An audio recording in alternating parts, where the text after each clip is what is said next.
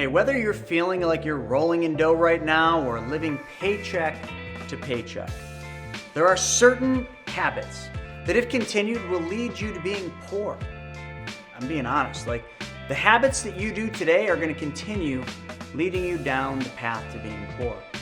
So watch this video because I'm going to give you some tips so you can stay ahead of the financial failures, and so that you can make sure that you're doing all that you can to grow your wealth and keep your financial future secure. So the first thing we got to talk about is the high levels of debt. You see, high levels of debt, particularly credit card debt and other high interest rate debt, they're going to be a huge financial burden to you, and they're going to make it difficult for you to save money and for you to invest in the future. But here's the reason why most people go into credit card debt. They're trying to act rich. I mean, you can just look at these articles. I mean, so many of these multi-billionaires talk about this. They're not trying to act rich anymore. I love when you look at, the rappers. Like at the beginning of their career, they're all done up, gold chains, the whole nine. And then as they make it, they realize, I'm not trying to impress people. I'm not trying to make everybody think that I'm rich. I'm already wealthy. You see, the big thing, it's a mindset issue. We think we have to act rich. I see it on Instagram all the time. I see it on all the social platforms. People flashing their fancy shoes. They're flashing, the bags and the fancy clothes, the Armani and the Versace and all the fancy stuff.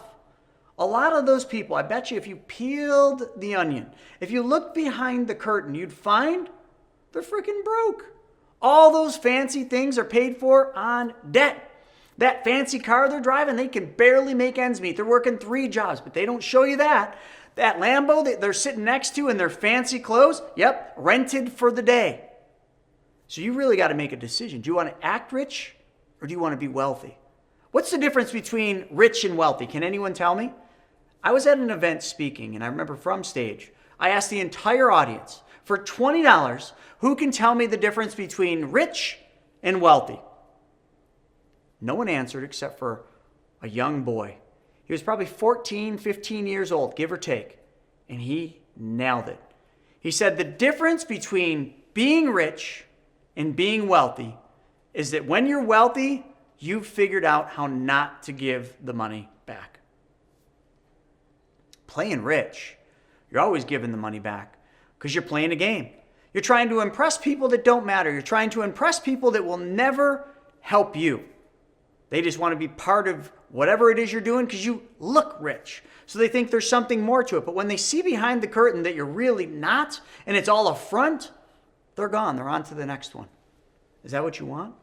Why is it that the wealthiest people, the Zuckerbergs, even look at Steve Jobs and all these incredibly successful rappers, the icons in the industry, they don't dress in fancy stuff for the most part.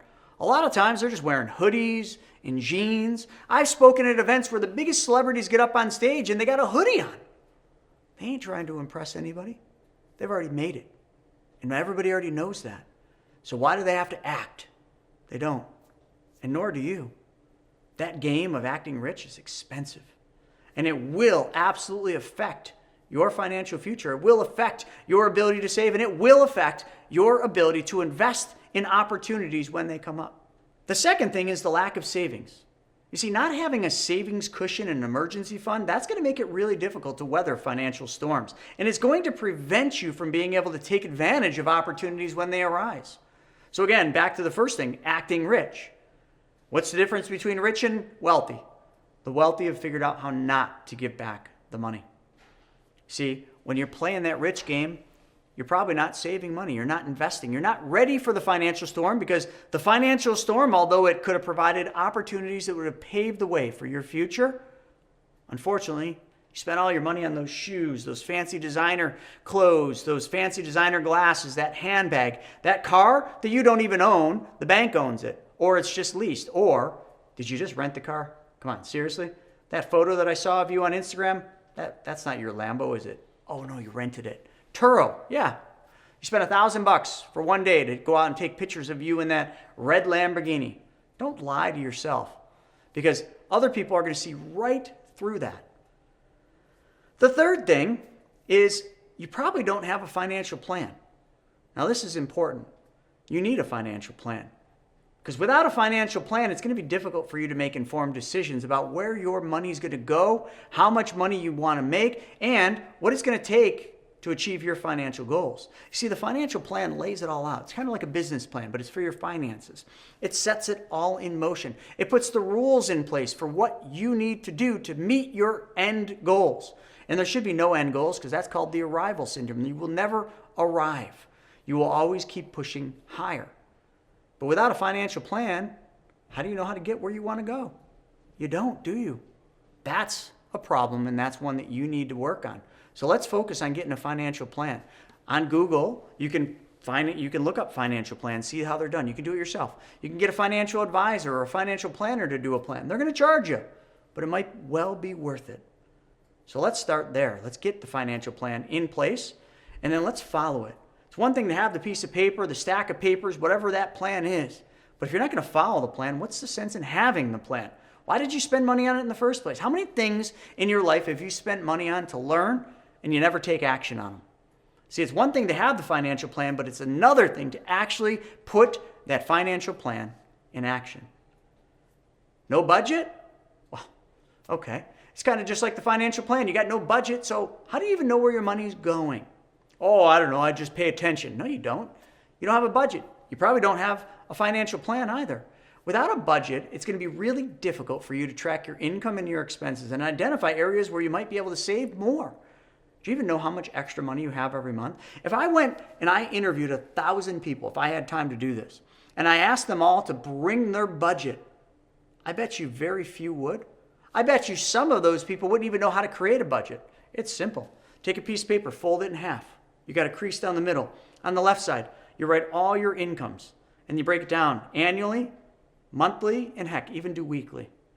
So now you know how much you make a week, you know how much you make a month, and you know how much you make a year. On the other side, you write down all your household expenses, and you tally those up, weekly, monthly, yearly. And then you write down all your debts and put them in order in the proper way, lowest balance to highest balance, all your debts. Add them up. What is the balance that you owe other people? What's that liability? How much are you paying every month for all those debts? Monthly, weekly, and annually. Now, I want you to add up the right columns, and I want you to add up the left columns. And I want you to subtract the two. Left, income, right, expenses and debts. At the end of the day, are you spending more than you're making, or do you have some money in the middle? Awesome. You got some money in the middle. So you got some money to save. So where is it? You saving it? What are you doing? What's your savings plan? You don't know? There's the problem. Number 5 goes right along with what we just said. It's poor money management skills. If you're having difficulty managing your money effectively, such as paying bills on time or avoiding overspending, it may be holding you back from achieving your financial goals. You see, again, all these things that I just mentioned all get you closer to that. But if you have no plan and you have no handle on where your money is going, you're never going to be able to save, which means you're never going to be able to hit your financial goals.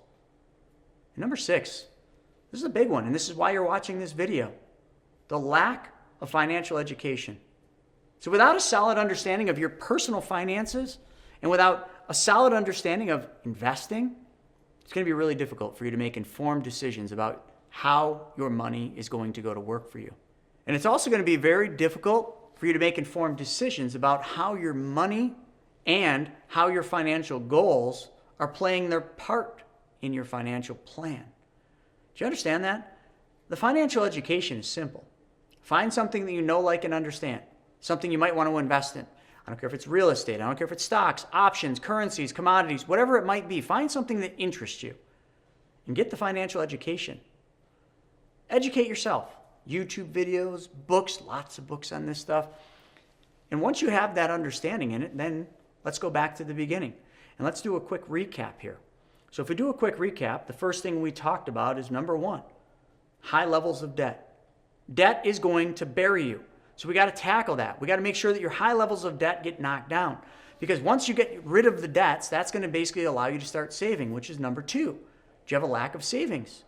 Do you have a savings cushion that's going to help you weather those financial storms? Number 3, you got a financial plan? Because without a financial plan, you're going to have a difficult time making informed decisions about your money. And number 4, budget. You got yourself a budget? You don't? Let's get one. Because without a budget, you're not going to know where your money's even going, or even how much you have coming in, or how much your expenses are. Do you know how much money you can save every single month? How about every single week? Because if you had a budget, you would know all these things. And poor money management skills. If you're having a difficult time effectively managing your money, like, you're paying your bills late all the time, and you're overspending, well, a lot of that comes down to number 6. The lack of financial education. So let's start with the education. This video just gets you started. Kind of lays out some of the problems, some of the things you need to do so that you're not always acting rich, you're actually getting wealthy. And if you like the sound of that, well then why don't you check this video out? Because this is the starting point. So this video is how to get yourself out of debt now. Watch that video and that will be a good starting point for that one thing that holds a lot of people back from reaching their financial goals, debt. Thanks for joining me today, folks. We'll see you the next time.